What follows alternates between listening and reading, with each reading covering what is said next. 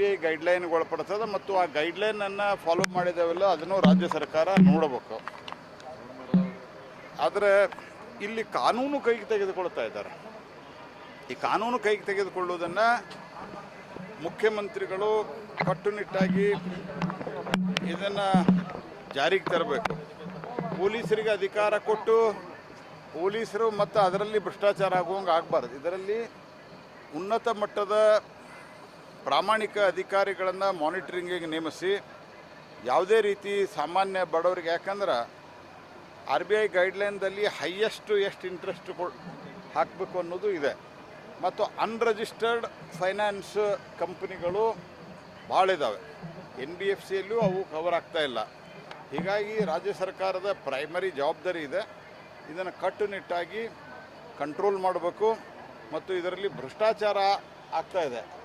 ಯಾರನ್ನಾದರೂ ಅವ್ರು ತೊಂದರೆ ಕೊಟ್ಟರು ಅಂತಂದ್ರೆ ಅವರು ಪೊಲೀಸರ ಒಂದು ರಕ್ಷಣೆಯನ್ನು ಪಡೆದು, ಅಂದರೆ ಪೊಲೀಸರ ಆಶ್ರಯವನ್ನು ಪಡೆದು ಅವರು ಜನರಿಗೆ ತೊಂದರೆ ಕೊಡ್ತಾ ಇದ್ದಾರೆ ಅನ್ನುವಂಥ ದೂರುಗಳು ಇದ್ದಾವೆ. ನಾನು ಹಿಂಗಾಗಿ ಪೊಲೀಸರ ಮೇಲೆ ನಂದು ಆರೋಪ ಇಲ್ಲ.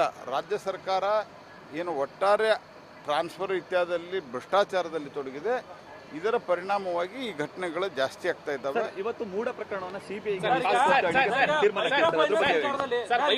ವಿಚಾರವಾಗಿ ಸೆಂಟ್ರಲ್ ಗವರ್ಮೆಂಟ್ ಏನಾದ್ರು ಒಂದು ಇದಕ್ಕೆ ನೋಡ್ರಿ, central government already RBI guideline issue ಮಾಡಿದೆ. ಅದಕ್ಕೆ ಸಂಬಂಧಿಸಿದಂಥ ನಿಯಮಗಳು ಇದ್ದಾವೆ. ಆದರೆ ಯಾವುದೇ ರಿಜಿಸ್ಟರ್ ಇಲ್ಲ, ಅನ್ರಿಜಿಸ್ಟರ್ಡ್ ಇದೆ. ಈ ಥರದ ಎಲ್ಲ ಸಂಗತಿಗಳನ್ನು ರಾಜ್ಯ ಸರ್ಕಾರ ಕಾನೂನು ಸುವ್ಯವಸ್ಥೆಯಲ್ಲಿ ಕಂಟ್ರೋಲ್ ಮಾಡಬೇಕು. ಒಂದು ಆದೇಶವನ್ನು ತಂದಿತ್ತು ಮೈಕ್ರೋ ಫೈನಾನ್ಸ್ ಇದನ್ನ, ಅದನ್ನ ಜಾರಿ ಮಾಡದೇ ಇರ್ತಕ್ಕಂಥದ್ದು ಕಾನೂನು ಇಷ್ಟೇ ಅವಾಂತರಕ್ಕೆ ಕಾರಣ ಅಂತ ಹೇಳ್ತಾರೆ. ನೋಡ್ರಿ, ಅವ್ರು ಬಂದು 1.5 ವರ್ಷ ಆಯಿತು. ಕಾಂಗ್ರೆಸ್ ಮತ್ತು ಸಿದ್ದರಾಮಯ್ಯನವರು ಅವರು ಎಲ್ಲದಕ್ಕೂ ಏನಾದರೂ ಸಹಿತ ಹಿಂದಿನ BJP ಮತ್ತು ಈಗ ಕೇಂದ್ರದಲ್ಲಿ BJP, ಮಳೆ ಜಾಸ್ತಿ ಆದರೂ ಕೇಂದ್ರದಲ್ಲಿ BJP ಕಾರಣ, ಹಿಂದಿನ ಸರ್ಕಾರ ಕಾರಣ.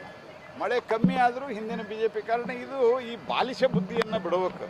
ಅಲ್ಟಿಮೇಟ್ಲಿ ಅವರಿಗೆ people have given the mandate for 5 years.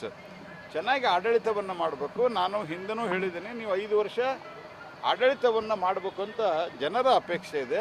ಸರ್ಕಾರದ ಹಿಡಿತಕ್ಕೆ ಸಿಗ್ತಲ್ವಾ ಸರ್? ಈಗ ಸರ್ಕಾರದಲ್ಲಿ CM ಬದಲಾವಣೆ ವಿಚಾರ, ಅಧ್ಯಕ್ಷರ ಬದಲಾವಣೆ ವಿಚಾರದಲ್ಲಿ ರಾಜ್ಯ ಸರ್ಕಾರ ಇವತ್ತು ಭ್ರಷ್ಟಾಚಾರದಲ್ಲಿ ತೊಡಗಿರೋದ್ರಿಂದ ಮತ್ತು ಕುರ್ಚಿ ಜಗಳದಲ್ಲಿ ತೊಡಗಿರೋದ್ರಿಂದ ಈ ಸಮಸ್ಯೆಗಳು ಇನ್ನೂ ಜಾಸ್ತಿ ಆಗ್ತವೆ. ಮೂಢ ಹಗರಣದಲ್ಲಿಯೂ ಸಹಿತ ಅವರು ಏನಾದರೂ ಮಾಡಿ ತನಿಖೆಯಿಂದ ತಪ್ಪಿಸಿಕೊಳ್ಬೇಕಂತ ಪ್ರಯತ್ನ ಮಾಡ್ತಾ ಇದ್ದಾರೆ ಹೊರತಾಗಿ ಅದರಲ್ಲಿ ಸತ್ಯಾಸತ್ಯತೆಯನ್ನು, ಯಾಕಂದರೆ ಅವರು ಅದರಲ್ಲಿ ಹೈಕೋರ್ಟಿನ ಏನು ಸ್ಯಾಂಕ್ಷನ್ನದ ವಿರುದ್ಧವಾಗಿ, ಮಾನ್ಯ ರಾಜ್ಯಪಾಲರ ಸ್ಯಾಂಕ್ಷನ್ನ ವಿರುದ್ಧವಾಗಿ ಕೋರ್ಟ್ಗೆ ಹೋದಾಗ ಹೈಕೋರ್ಟ್ ಏನು ಟಿಪ್ಪಣಿಯನ್ನು ಮಾಡಿದೆ, ಈ ಟಿಪ್ಪಣಿಯನ್ನು ಅಂದರೆ ಈ ಕಾಮೆಂಟನ್ನು ಇನ್ನೂ ಯಾವ ಕೋರ್ಟು ತೆಗೆದುಹಾಕಿಲ್ಲ. ಅಂದರೆ it stands good against mister Siddaramaiah.